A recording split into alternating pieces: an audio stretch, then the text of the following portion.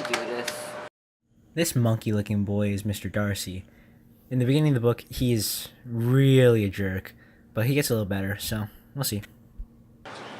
What do you mean, bro? We're already here. We're at the front door now. Don't chicken out now. Besides, it's gonna be dumb, lady. This handsome-looking boy, his name is Mr. Bingley. He's pretty chill. Yeah. Whoa! What beautiful man we have here today! This is Mrs. Bennet. I believe her ideals are a little different from yours and mine. And this is my best friend, Darcy. And we come from New Brunswick. We're here today to hang out with Jane and Elizabeth. They said we were invited. Oh my god, what beautiful names! You must go upstairs to meet my daughter. They're so excited to see you. By the way, Jane's like way prettier than Elizabeth. Like way prettier. And better too. So Elizabeth, did you hear that Mr. Bingley's coming today? Yeah. What kind of man is he? He's a pretty cool, rich man. He also has a friend that's coming also. Oh, that'll be nice. Yeah. You should totally ask out his friend. Too bad they'll all be attracted to you because you're so pretty. Don't say that, Elizabeth. You're smart and pretty. Aw, thanks. Come on. No. Is that them? Coming up the stairs? I think it is them. Oh, hey guys!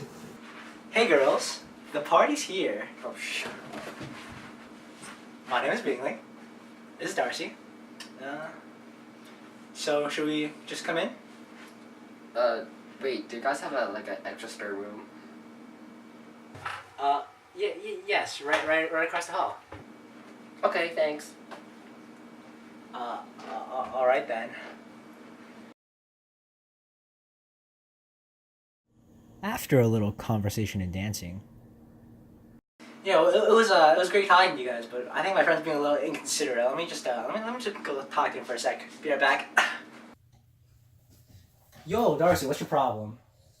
I don't know. I just don't feel like going in there. But those girls are pretty nice.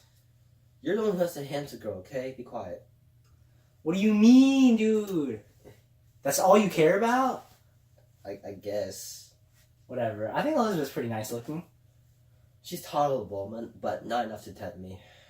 And what is that supposed to mean? I mean, she's pretty ugly.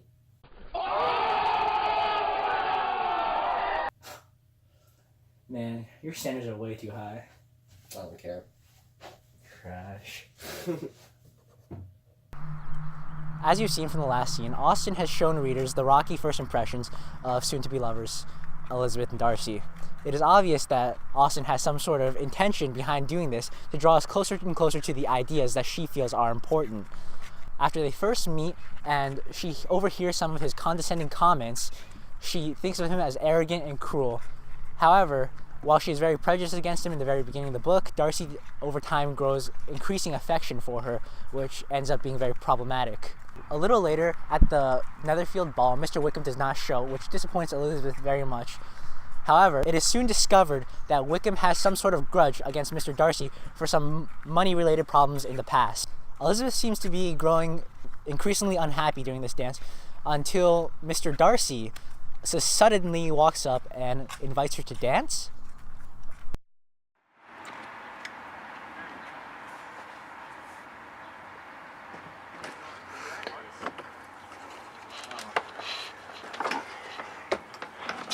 So, just wanna hang out or something? You? Me? Hang out?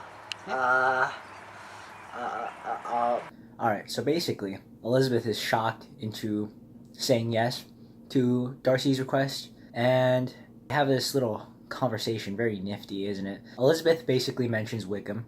It kind of embarrasses Darcy, but the thing is, she doesn't know the full truth. Anyway, fast forward a bit later, then comes the first marriage proposal. It seems like a rather random time, but Darcy admits his love for Elizabeth, proposes to her basically. Obviously, from her perspective, Darcy is this horrible man, and she declines him very harshly. Alright, now here comes the important part, right? After the rejection, he sends her a letter, and here's how it goes. Dear Lizzie, I know that you're really mad at me, but it was all freaking Wickham, okay? He made the situation really bad. And of course the Bingley and the Jane thing, it was kind of maybe my fault. But let's face it, the relationship isn't big enough for them to really feel heartbreak, okay? And to be honest, I just don't want Bingley to marry the Bennet family because they kind of suck. But you know, I'm still really sorry, okay? I guess most of this is my fault. Okay, bye. Now you might be thinking, that wasn't a very good apology.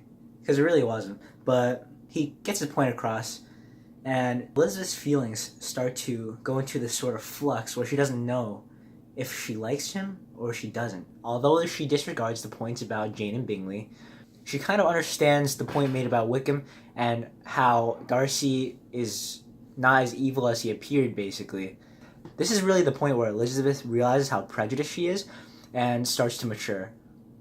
On the same sort of wavelength, after being crushed by his failed proposal, Mr. Darcy has stepped his ego down a bit and is starting to change also. The two mature together and both have the space in which to adjust their feelings and behavior.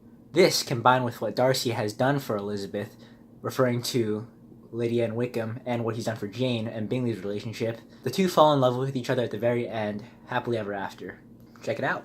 So, you're here. I just want to say sorry for my aunt. No, that's totally fine. I'm the one who owes you after what you did for Lydia, and I bet you did for Jane too.